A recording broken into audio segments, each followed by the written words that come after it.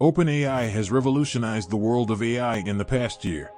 OpenAI is a research organization that creates and publishes open-source AI tools and systems that anyone can use and learn from.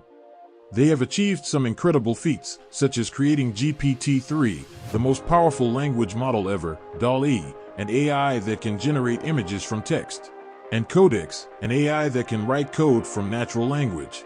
These are just some of the examples of how OpenAI is pushing the boundaries of what AI can do and how it can benefit humanity. But not everyone is happy with what OpenAI is doing. The lab has faced some criticism from other AI researchers, ethicists, and even its own co-founder Elon Musk. ChatGPT, which is based on GPT-4 from OpenAI, which is a company that I played a critical role in creating, unfortunately. Back when it was a nonprofit?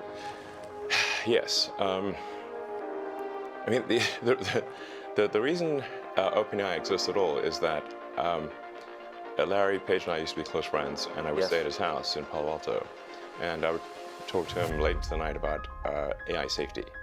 And at least my perception was that Larry was not taking AI safety seriously enough. What did he say about it? He really seemed to be wants sort of digital superintelligence, basically digital God, if you will, as soon as possible. He wanted that? Yes. He's made many public statements over the years that the whole goal of Google is what's called AGI, Artificial General Intelligence, or Artificial Superintelligence. But how did Elon Musk play a role in OpenAI's development, and why are they at odds with each other? Let's go back to the start of OpenAI. OpenAI was founded in December 2015 by a group of prominent figures in the tech industry and academia. The co-founders included Sam Altman, former president of Y Combinator, Greg Brockman, former CTO of Stripe, Ilya Sutskever, former research director of Google Brain, Wojciech Zaremba, former researcher at Facebook AI Research, Vicky Chung, former engineer at Dropbox, Andrej Karpathy, former researcher at Stanford University, and Elon Musk, CEO of Tesla and SpaceX. The co-founders pledged over $1 billion to support the organization's mission of creating and promoting friendly AI that can benefit humanity without being constrained by profit motives or corporate. At the time, Google had acquired DeepMind, and so Google and DeepMind together had about 3/4 of all the AI talent in the world. They obviously had a tremendous amount of money and more computers than anyone else. So I'm like, okay, we have a unipolar world here, where there's just one company that has close to a monopoly on AI talent and computers, like scaled computing. And the person who's in charge doesn't seem to care about safety. This is not good. So then I thought, what's the furthest thing from Google would be like a nonprofit that is fully open, because Google was closed for profit. So that's why the open in OpenAI refers to open source, transparency, so people know what's going on. In 2019, it restructured itself as a hybrid of a nonprofit and a capped profit entity called OpenAI LP. The reason for this change was to attract more funding and talent to pursue its ambitious goal of creating artificial general intelligence, or AI, that can perform any task that a human can. One of the major investors that supported this shift was Microsoft, which provided OpenAI with a $1 billion investment and became its exclusive cloud provider. Microsoft also gained access to some of OpenAI's models and products, such as ChatGPT and DALL-E. In 2023, Microsoft announced that it would extend its partnership with OpenAI through a multi-billion-dollar investment to accelerate AI breakthroughs and ensure their benefits are broadly shared with the world.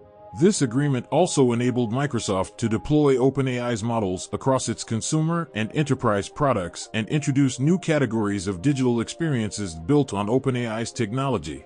Elon Musk has been vocal about his dissatisfaction with the direction of the organization and its partnership with Microsoft. He has accused OpenAI of becoming a closed-source, for-profit entity that is closely allied with Microsoft and training the AI to lie. He has also threatened to sue Microsoft over using Twitter data to train its AI, claiming that it violated his company's terms of service. I really put a lot of effort into creating this organization to serve as a counterweight to Google. And then I kind of took my eye off the ball, I guess, and they are now closed source, and they are obviously for profit, and they're closely allied with Microsoft. In effect, Microsoft has a very strong say, if not directly controls OpenAI at this point. So you really have an OpenAI Microsoft situation, and then Google DeepMind are the two sort of heavyweights in this arena. So it seems like the world needs a third option. Yes. So I think I will create a third option.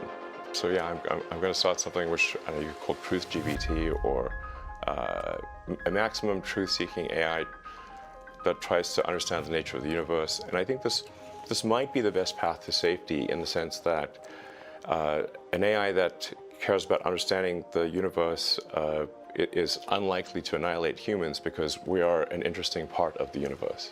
Musk's Truth GPT will be an interesting response to the tension of OpenAI. Sam Altman, the current CEO, and Elon Musk have differing opinions on the future of AI. Elon Musk believes that AI is a threat to humanity and that it should be regulated. And I think there should be some government oversight, because it affects it's a danger to the public.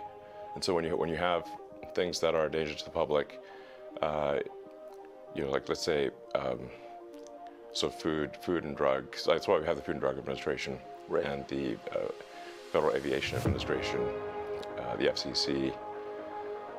We have these agencies to oversee things that affect the public. Sam Altman believes that AI is a force for good and that it should be unregulated. It remains to be seen how these two competing visions of AI will play out in the future and what impact they will have on society.